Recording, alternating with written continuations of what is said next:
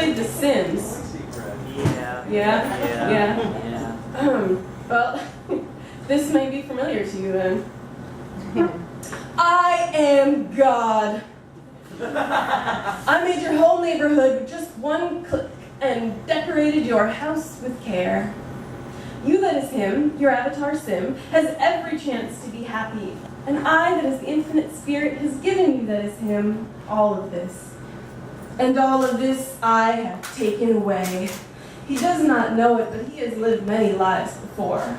Many short, painful lives. Today, I, that is the Alpha and the Omega, have built a cramped shed in his backyard and sealed him inside it. He waves his hand and stomps his foot as he gets tired and uncomfortable. But even though free will is turned on, he employs no survival skills. He that is you never climbs out the window or claws the walls. He doesn't even wonder where the door is gone. He reacts only to his symptoms, the hunger and the loneliness. He doesn't think about what's causing his problems or how he could fix them. Instead, he waves his arms around and complains, demanding instant fulfillment from me. I that is all holiness. I that is the King of Kings makes him light a fire in the fireplace and warm himself by it, even as it spreads to the cheap rug beneath his feet and slowly starts to consume him. His thought bubbles grow red and jagged with furious, urgent agony, but he will never stop, drop, or roll. Just like you, he bitches about his problems and expects me to make them go away like I owe him something. I could, of course, because I'm omnipotent, but I won't, because the only difference between the two of you that I can see is that him I can kill over and over without going to jail. Every time he dies, the Grim Reaper appears and dawdles. He double, triple, quadruple checks his list, waiting for me to beg for your life so he can spare you. So he doesn't have to turn your remains into a clean, kickable tombstone. The Grim Reaper thinks you deserve mercy and respect. You didn't spare even a second to pretend you respected me, and even now you practice no mercy.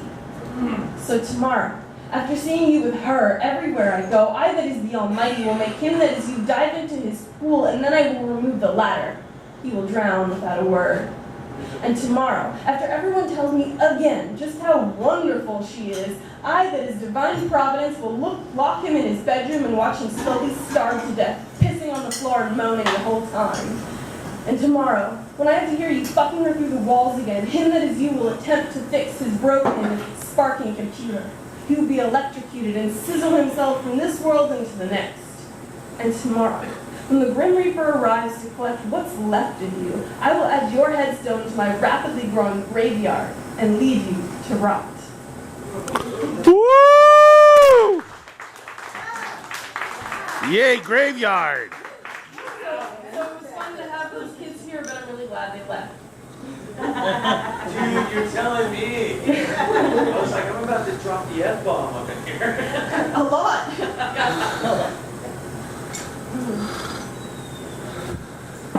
It's so hard to ask for what I actually want, because giving someone else what they want is the easy way to beg them to stay with you without having to say it. Without having to say, please stay. I will let you know only the desires of your own heart, show you only the bits of me that agree with you or can be disguised to seem so. Come love yourself in me. Come love me for the mirrors welded around my heart. Only not this time. That mythical bird, the second chance, has imbued me with oblivious disinhibition. I am so delighted to have you back in my life, I forgot not to show it to you. I'm having all sorts of wants and desires near you, of you, out loud, and you haven't run away yet. Unfortunately, the title of that poem is But You Will in About a Week.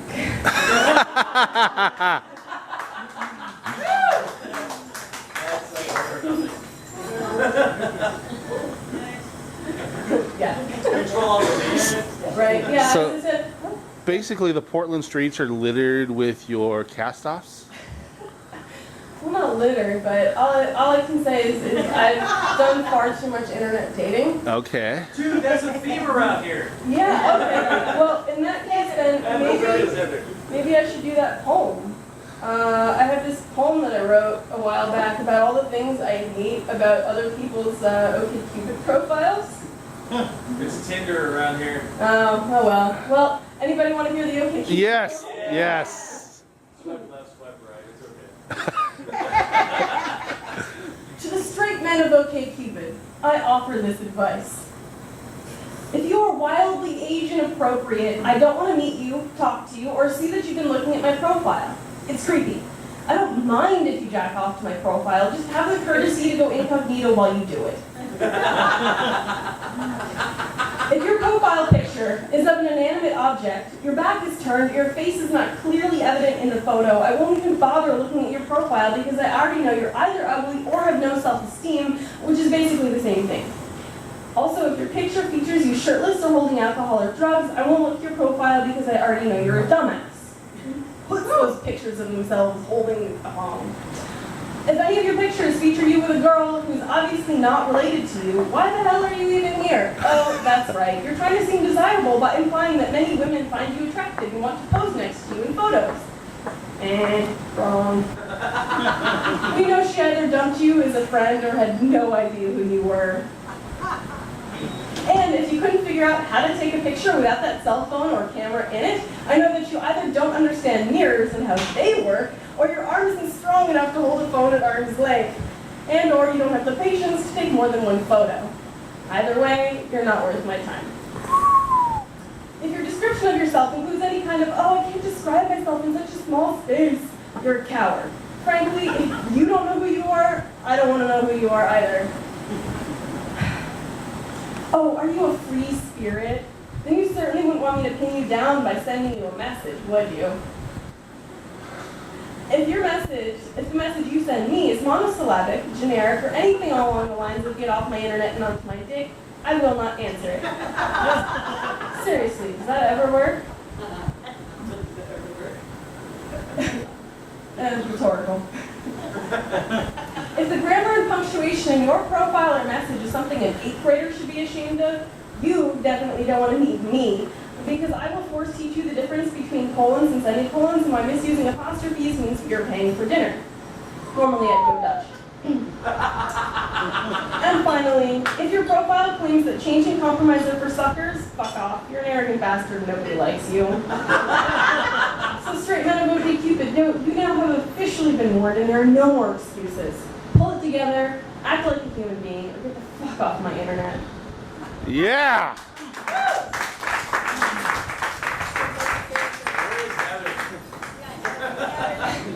Okay, A, B, or C? C. Well, C was the notebook, right? See the notebook? I guess yes. Okay. Confuse the feature. Ooh,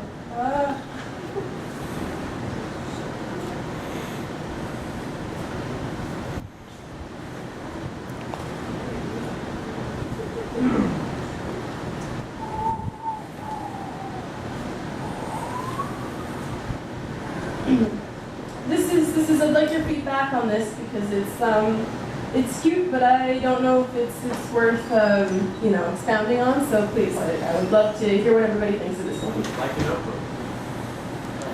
Anything Nicholas Sparks is to be avoided at all costs. You are the push-button start to my motor. I am the helicopter to your rotor. You're the key to my secret garden, the ping to my grenade. You're the operator to my switchboard, the sticky to my stamp, spit to my envelope. You're the tracking number to my order, the closet to my bedroom.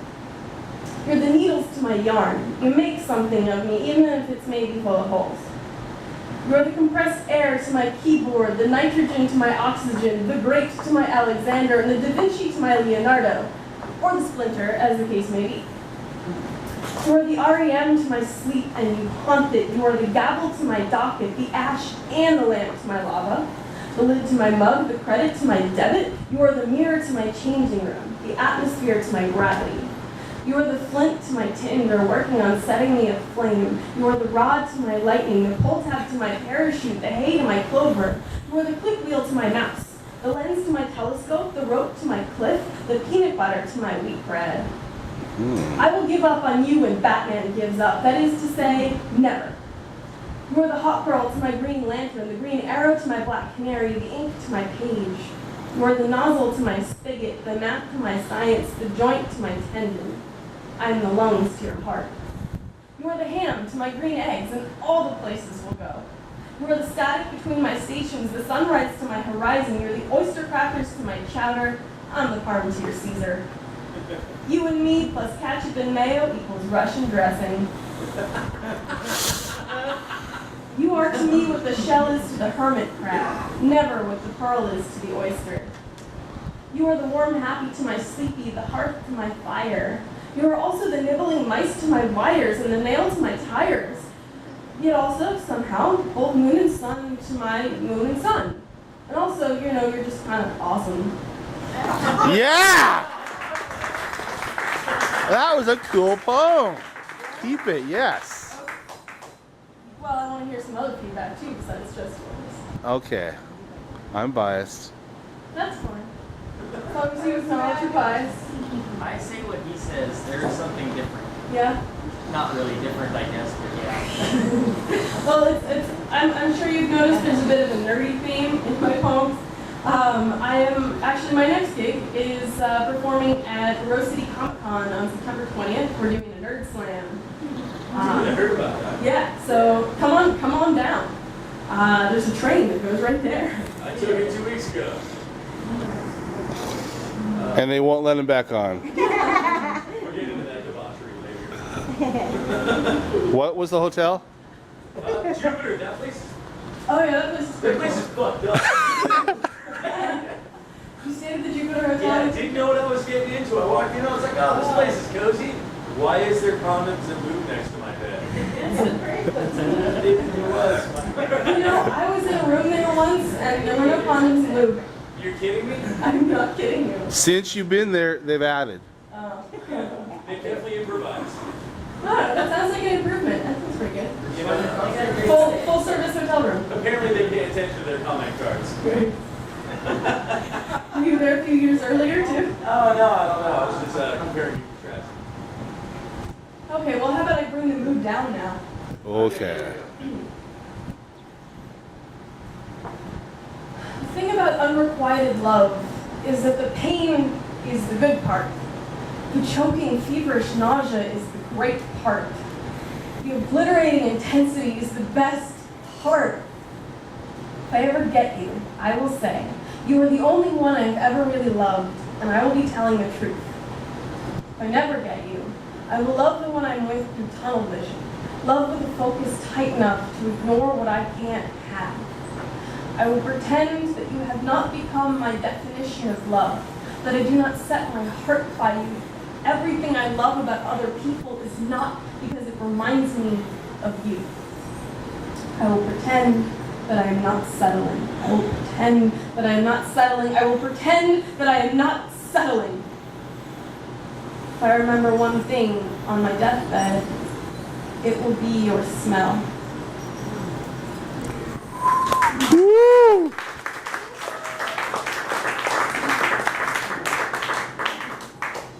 Can't believe I drank coffee and I'm jittery all night. Yeah. I took this psychopharmacology class once, and I said that coffee is good for the lungs. We used to give it to bronchitis patients, and I had this cold, so I figured it was a good idea, but we'll see when I can't sleep. Despite everything we know, despite the hugging and hand clasping and all the loud proclamations of BFFery and love, despite the solidarity and the secret telling and the earnestness, we all still want to be the prettiest girl in the room. No matter what else we are, we think, I need to set myself apart or lose myself in the crush because who am I that people should notice me? And then, so even if I'm not the best whatever, if I am the prettiest girl I know that does whatever, that is enough to satisfy me. That I exist solidly enough in this sphere called public that I may assert myself without being an automatic embarrassment. If I'm the prettiest girl in the general locale, I am somehow more relevant, more prominent. If I'm the prettiest girl here, I gain gravity without acquiring more mass, which we all know is anathema. It's like we're all at the deli counter holding numbers, staring at the meat behind the glass and resenting everyone in front of us. We are waiting to be allowed to rent a pedestal, to grab that dreamy hour we know life owes each of us, that hour in which life is fair, where everything goes our way and someone will fall for us so we won't be alone and it won't matter if we're pretty anymore except that it does. And after that hour, everything's going to be okay. That's right. The memory of our shining grace will carry us through whatever other burdens we will be bearing, willingly or We think, if we were only not crippled by jealousy, what greatness for womanhood could we not accomplish? We think, if I am the center, the world will rage on still, but I will be I-bat calm. Pretty equals secure, right? Beautiful equals best, right?